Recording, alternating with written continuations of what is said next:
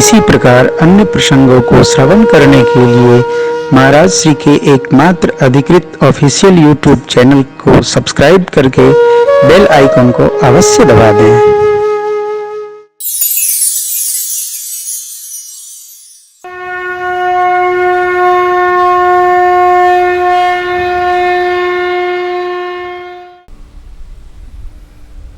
धीरे धीरे भगवान का भजन चलता रहे तो यह धीरे धीरे धीरे धीरे धीरे धीरे चलता हुआ भजन धीरे धीरे निकटता ला देता है। कई लोग सोचते हैं अब वही बचपन है, 55 में करब, अबे क्या करब, अबे कुछ कई लें। अच्छा, जवन जवन कर्म करवा तवन तवन कपारे में चढ़ल रही, आँख में बैठल रही, आँख न बात मन रूपी आँख में बैठल रही, फिर भजन करे के समय नींद आवत। बचपन से युवावस्था तक जिसको भगवत भजन का अभ्यास नहीं है, बुढ़ापा में माला पकड़ा दीजिए, आप देखते रहिए, बाबा बाबू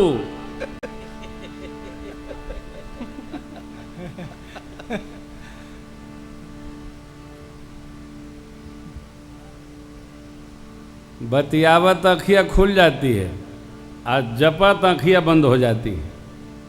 क्यों? अरे भैया, जिस व्यवहार का अभ्यास 55 साल हो गया वही तो रहेगा। इसलिए प्रातः स्मरणीय पूज्य स्वामी भजनानंद जी महाराज ने ये पद लिखा और कहा, जो करते रहोगे भजन धीरे धीरे, भजन धीरे धीरे, धीरे धीरे धीरे धीरे। कहते महाराज, भजन तो वृद्धावस्था में करने की वस्तु है, आप बच्चों को भी इसी में रगड़े दे रहे हैं। हम रगड़े नहीं दे रहे हैं, किसी को आप रगड़ भी नहीं सकते। अरे हमारी राम कथा में बड़े तो रगड़ात नहीं है, भाग खड़े होते, तो बच्चों को कौन रगड़ेगा? अरे जिन बच्चों का पुराकृत कर्म श्रेष्ठ है वही स्वतः भजन में रगड़ जाते। कोई रगड़ेगा? और कोई रगड़े से रगड़ात है। हमारे श्रीमत में एक महात्मा हुए रगड़े दास जी महाराज, राम रगड़े बाबा, आहा राम रगड़े, ऐ कीर्तन करो, राम रगड़े बाबा।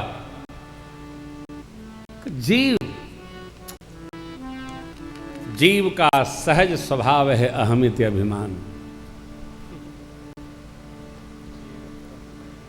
कथवा कर्मा में परत है, सुनात है, समझ में कितना हो तो भगवान जाने।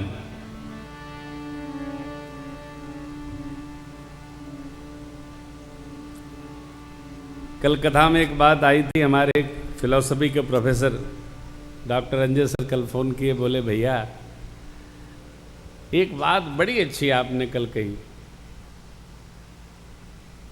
अब वो तो कह गए, हमको भी स्मरण नहीं रहा, लेकिन जब सर ने कहा तो मुझे स्मरण आया। क्या? कि आपने ये 10 से 1 वाले लाइव को प्रकाश भैया से कहा मैं करना नहीं चाहता, गांव की कथा है, सांझ को किया जाए, सवेरे सवेरे प्रकाशित होता रहेगा, पूरी दुनिया सुनेगी। तो आपने ये जो कहा, अपने स्वभाव के प्रभाव के कारण मैंने समय के अभाव को स्वीकार कर लिया। और वो तो मेरे सदगुरु है, सर ने क्या बात पकड़ी, स्वभाव के प्रभाव के कारण समय के अभाव को स्वीकार, क्योंकि मन है ना, इनका स्वभाव है, तो स्वभाव के प्रभाव के कारण समय के अभाव को स्वीकार कर लिया। यही दर्शन है। मेरी आप सबसे प्रार्थना है, अकेले भजिए मत,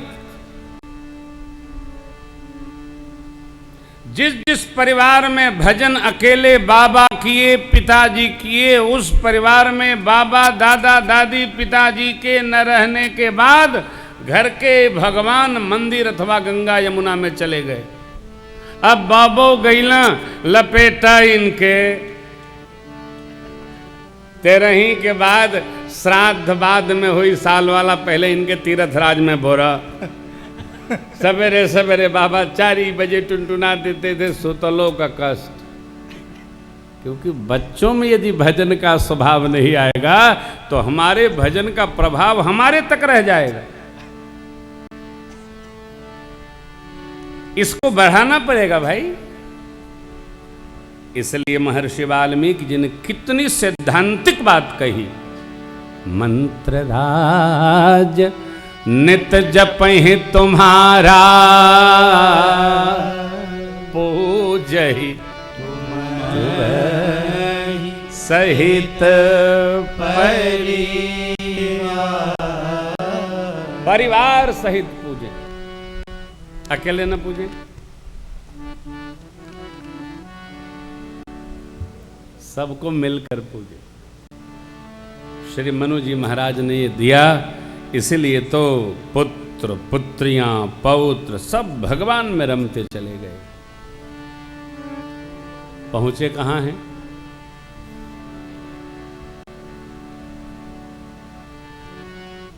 नैमिषारण्य।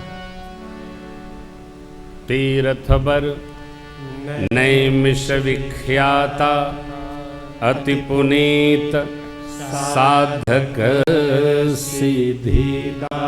नैमिषारण्य, ये नैमिषारण्य क्या है, कहाँ है, क्यों है, किस लिए है, इसकी चर्चा हम कल करेंगे। नैमिष अरण्य, निमि ईश अरण्य, ये एक कैसा बन है, केवल पहुंच गए सिद्धि।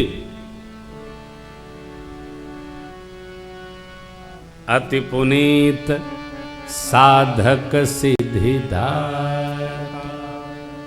हमारा सनातन धर्म इतना श्रेष्ठ है भैया। हर युग के अनुसार यहां भजन करने के स्थल निश्चित हैं।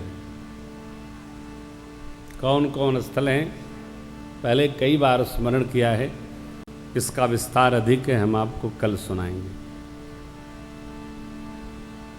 नैमिषारण्य में श्री मनु जी महाराज, मांबा शत्रुपा जी उपस्थित हुए। धर्म की धुरी को धारण करने वाले राज ऋषि आ रहे हैं, आ गए हैं, ऐसा जानकर ऋषि मुनि लोग आकर स्वतः मिले। जहाँ तहाँ तीर्थ थे सब करवाए। फिर भजन के लिए एक सहज वेश प्रदान करके 12 अक्षर मंत्र भेंट कर दिया।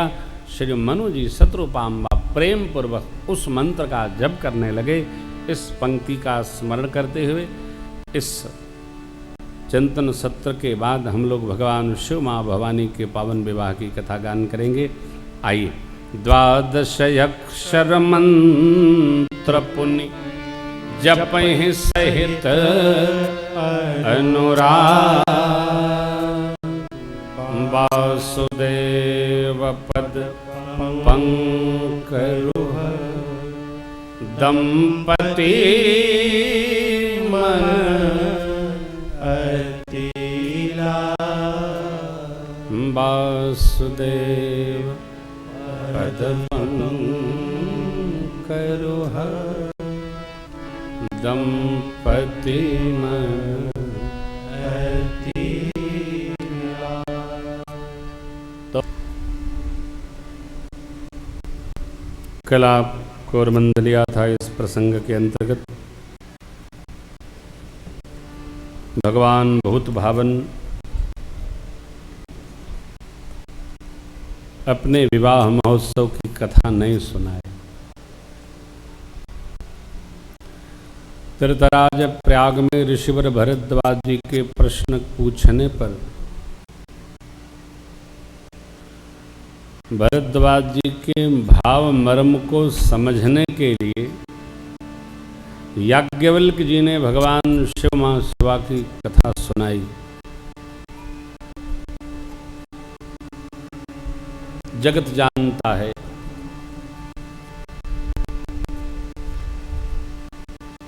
एक बार शिवजी सती अम्बा को लेकर कथा सुनने के लिए अगस्त्य महाराज के आश्रम पर गोदावरी गंगा के तट पर पहुंचे।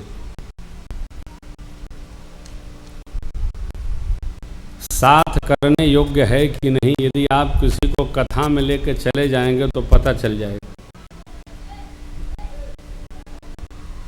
कथा सबको सुनाई नहीं पड़ती, सुनाई भी पड़ती है तो समझ में नहीं आती है, समझ में आता है तो बूझ में नहीं आता है, बूझ में आवे तो जीवन में नहीं आती।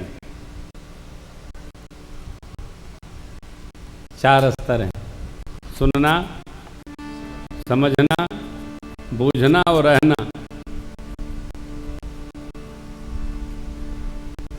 सबको सुनाई पड़ती है तो समझ में नहीं आती।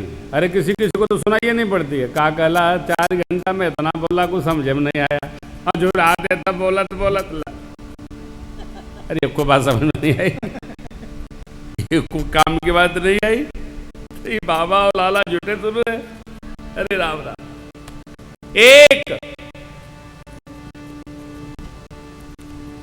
एक बात समझ में आ जाए, कोई एक बात,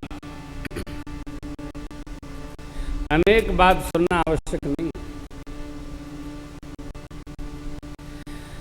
हमका एक बात धराई है, क्या सोई जस गाई भगत भवतरहि। बस अब दूसर बात 19 में सिद्ध होगी। अब कछु नाथन चाहिए मोरे, अब कछु नाथन चाहिए मोरे। भैया बस दीन दयाल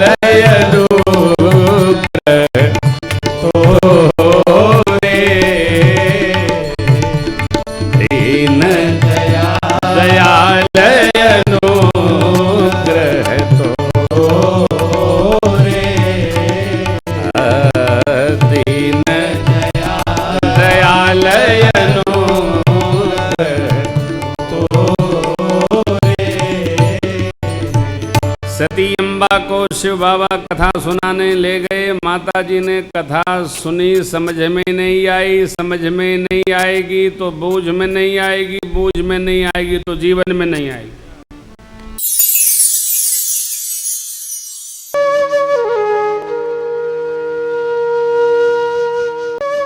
इसी प्रकार अन्य प्रसंगों को श्रवण करने के लिए महाराज श्री के एकमात्र अधिकृत ऑफिशियल यूट्यूब चैनल को सब्सक्राइब करके बेल आइकन को अवश्य दबा दें।